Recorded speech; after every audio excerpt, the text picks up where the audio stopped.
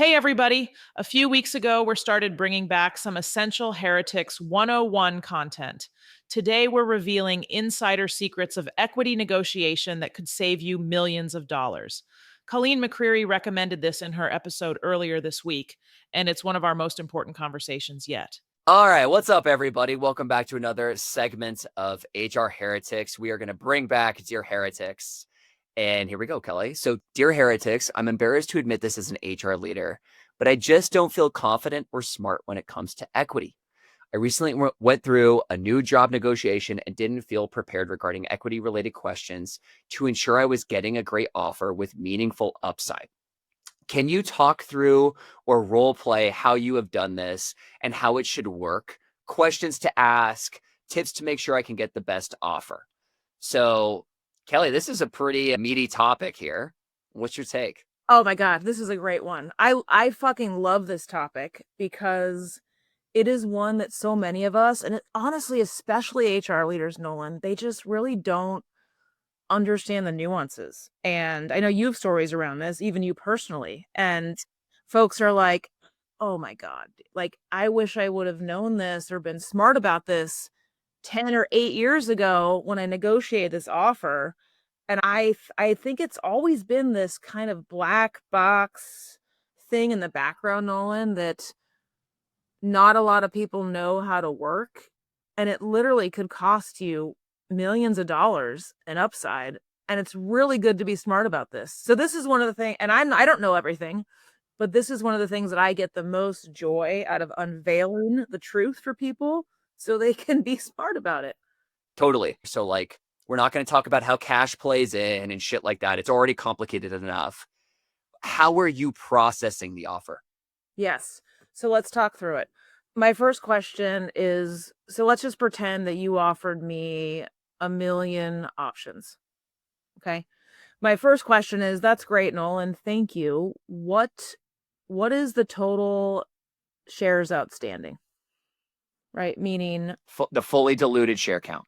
the fully diluted share count, because a million options could be really great, but it could also not be really great depending on how many options they've already given away that are out in the ether, right? And the math there, the other way to ask that is what percent ownership does that million shares represent in the company? So those two things are the same. Just because that confused me for a long time. It's simply, what is the grant they're offering you? Divide that number by the number of fully diluted shares, meaning all the options they've already given away. That gives you your ownership in the company. Correct. And there was a very large Utah company, Qualtrics, that used to only give people the share, like the number of shares, and would not tell you any other information. And so you had no idea.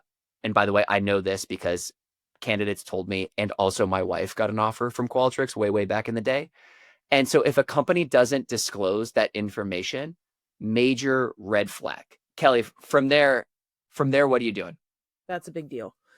From there, I am asking about the 409A valuation, which is synonymous with strike price. Okay, because this is actually a big deal.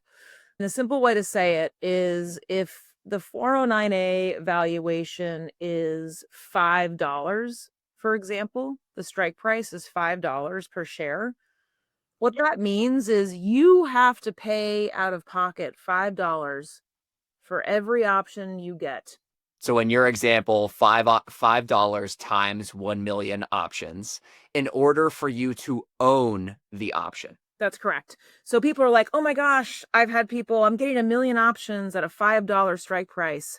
I'm getting $5 million in equity. And it's like, okay, no.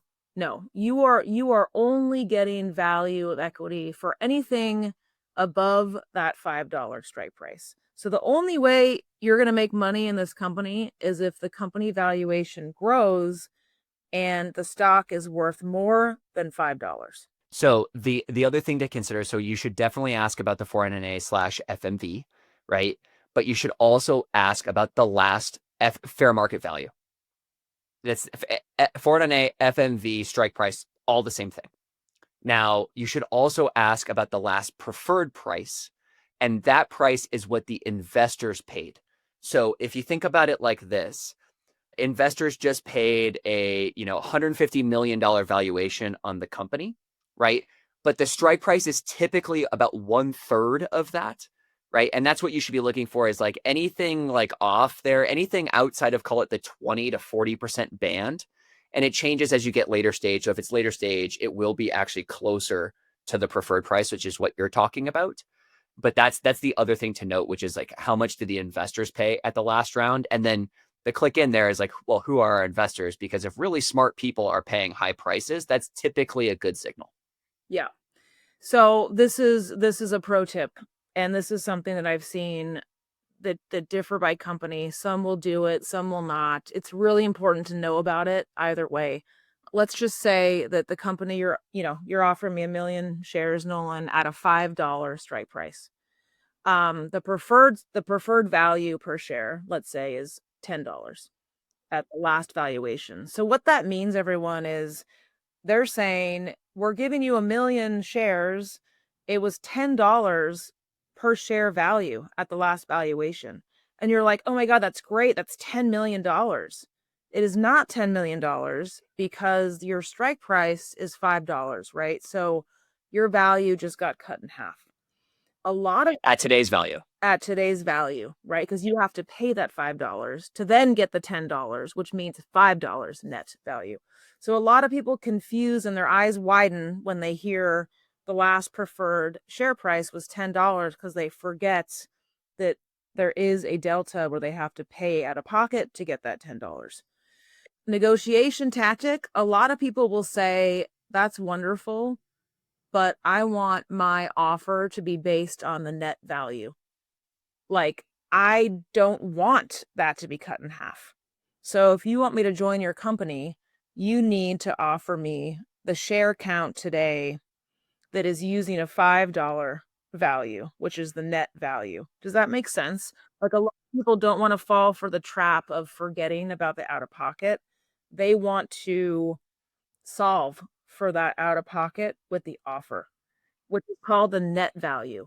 And the next thing to consider here is, can you actually come up with this money? So, everyone talks about golden handcuffs, and this is actually exhibit A of when it comes into play.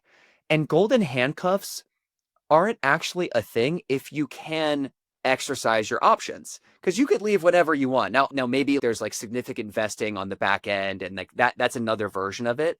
But the one Kelly and I are talking about right now is like, in this example, over 4 years, it's going to cost you $5 million if you vested everything to exercise these shares. And so so say after 12 months, right, you've hit your first cliff, and now you've vested the first tranche. So it's still going to cost you $1.25 million to leave with your options. You can decide to leave without them, but then you are forfeiting them. And so depending on how you feel about the company, this becomes a very big financial decision for you and your family. And that's the other thing to really consider here, is like, given that if we're talking about options, because you have to have this cash outlay, you have to put skin in the game in addition to your time. And so I think a lot of people miss this, right? People don't actually like think about it tangibly, and don't have conversations with their partners or their families or whatnot about what this actually means. And you should scenario play. Okay, if I leave in a year, this is what it's going to cost us to walk away with these options, of which I am trading my time for. I mean, that's part of the startup game, and that's how people get wealthy in tech. Yeah. And I wrote down, very important to ask, if when you all are going through this, to help you plan for that financial burden to get value out of this, you should ask the company, what is your exercise window? Because some companies, when you leave, right, you'll have only 90 days to come up with that money. Exactly.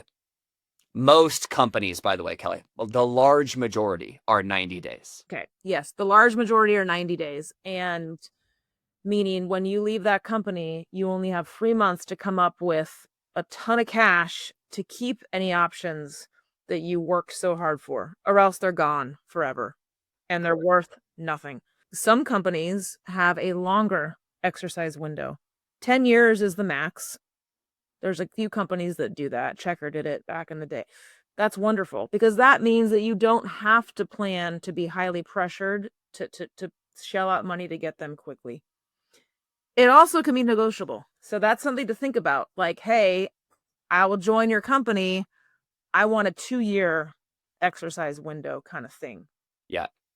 The negotiation point is really, really a good one. So a couple things here is Kelly's exactly right on the negotiation point. This is really where I went wrong at DoorDash. I didn't know it was negotiable. I was like, I just want to like get out of here and like I want to go to this next job and like, okay, you guys can like, and they ended up like buying back my shares at a significant discount. I wouldn't have done that if I knew I could negotiate a longer window. That's a really, really good point, Kelly. A couple of other just nuanced topics on this, which is any unexercised options that have a longer post-termination exercise window than 90 days will convert to NSOs. And so I'm not going to get into the difference of ISOs and NSOs. It's really not that big of a deal depending on where you are. Sometimes it can be, but you should look into that and know that that is the truth.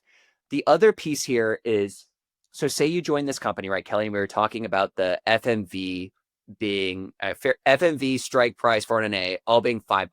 Okay. So say after 6 months, you've been there. Now a new investor comes in or a new 401A is issued. And now that price goes up to $7. So this is really where people get screwed. So say 1 million shares vest after year 1 and the strike price was $5. So it takes you $5 million to exercise those. But the IRS is going to come knock on your door and say, Nolan, but now the FMV strike price is $7. And so there's a $2 difference there, right? And so it's actually because $2 times 1 million is 2 million. You gained $2 million. And now you owe me taxes on that $2 million gain. Now, the way to avoid this is by early exercising your options. And so if you're getting in at the earliest stage of startups, I call it, say, Series B and below, I always recommend, if you want to own the equity, that you ask the founder about early exercising. Because if you early exercise, which, by the way, if a company tells you no, that's another red flag. It's an obvious thing to do. This is a very easy lever for founders to pull. It's literally just a column in the board deck of saying early exercising on or off. But if you early exercise, so say you do that cash outlay early, right? And then the FMV appreciates, you don't pay the taxes until the equity becomes liquid. And that is a very big difference, because if you're walking away from a company that's seen strike price appreciation, you're going to pay to exercise the options and you're going to pay on that gain between the FMV now and where you started. Yes. Hey everyone, we'll be right back in a moment after a word from our sponsors. Your workforce is your organization's greatest strength and often its largest single expense. But without the right tools, understanding where your workforce spend is going or how it impacts your bottom line can be a challenge. That's where Planful comes in.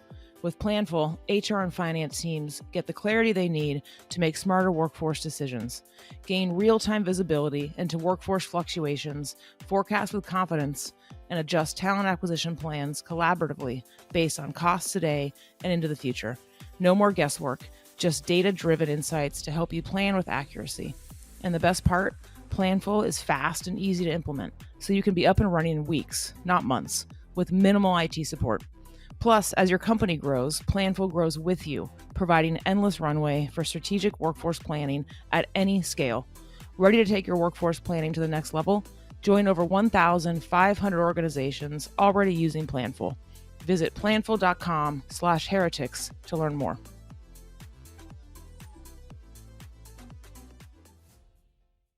I must admit, I used to believe that AI didn't actually exist in recruiting or HR. That is until my friend Heather Doche, who leads talent at Signalfire, told me to check out Metaview. I got into the product and was like, Wow. AI actually does exist in recruiting, and this product is sick. Metaview is the world's #1 AI scribe built specifically for recruiting.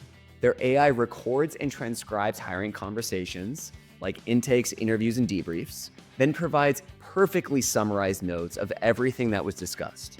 I've seen firsthand how tough it can be to extract consistently high-quality data from candidate conversations. I've been in debriefs where interviewers told us about their feelings instead of what actually happened in the interview. And I've seen VPs and CEOs block hires because they didn't learn anything from skeleton scorecards. Metaview changes everything. With perfect notes from every conversation, your people can focus on creating a human connection with candidates, and they can save time on the busy work of cleaning up notes after every interview. But it's so much more than just a time saver, because perfect notes means perfect data. For every candidate and every pipeline, hiring teams can make confident, informed decisions, and talent leaders can finally take control of the interview process. Metaview covers all your compliance needs, works with all your existing tools, and takes less than 3 minutes to set up. Join talent leaders at organizations like Brex, Deal, HelloFresh, and Quora, and check out Metaview. Head over to metaview.ai/heretics to talk to one of Metaview's product experts. Tell them that me and Kelly sent you. Or you could just go to their website and get started for free. You'll be up, running, and AI-enabled in minutes.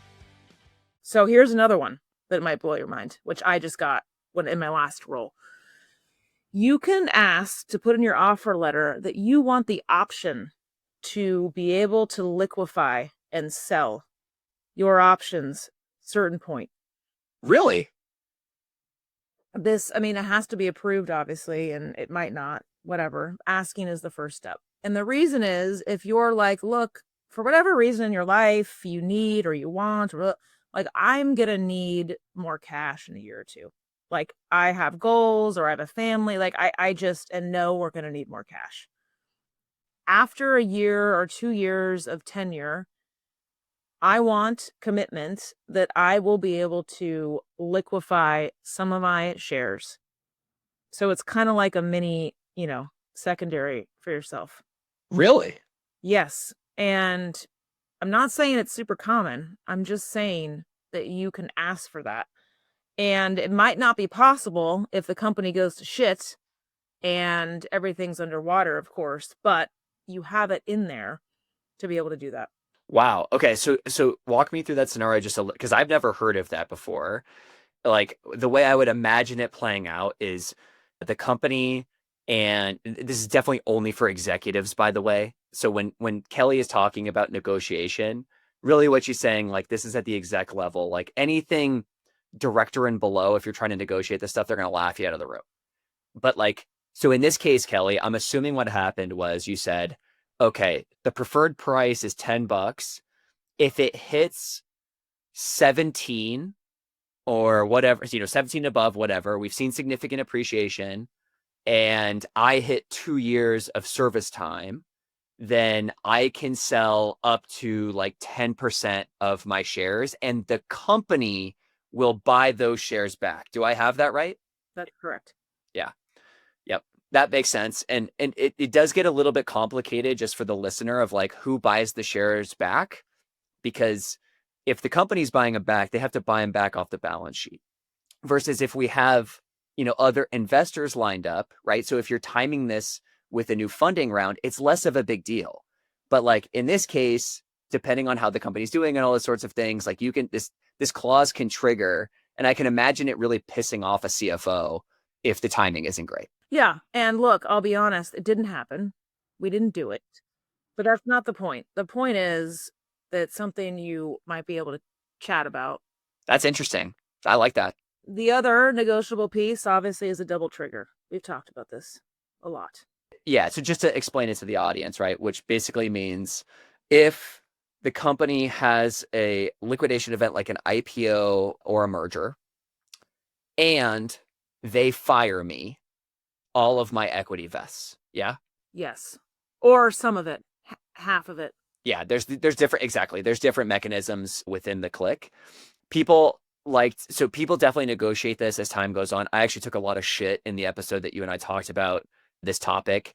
What I learned from that feedback is that for later stage companies, double trigger becomes very common. For earlier stage companies, it's less common, but regardless, if there is an M&A event, your double trigger will be negotiated as part of that merger. So it's kind of like a false security. Like it makes you feel good that you have it, but when the actual event happens, like the company who's going to acquire you is going to sit down with you and say, Kelly, like, hey, we saw this, you're good, or more than likely not. Actually, like, we're not signing this deal with the company unless you take these terms. And so people should know that it's a little bit of false security. Yeah. Sometimes, very rare, sometimes the vesting schedule can be negotiated. Yep. I would definitely not count on it. I don't like doing it for execs when they come in. I'm like, everyone else has this schedule. It's really touchy, but sometimes the vesting schedule can be negotiated.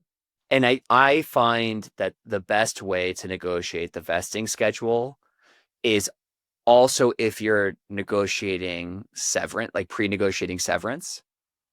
And I think the fairest thing that I've seen for pre-negotiated severance is like some cash portion in addition to, we'll just remove the cliff of your equity, because that tends to be like, if I fire you after 8 months, you walk away with no equity. Like as an exec, that can be a very, very big deal.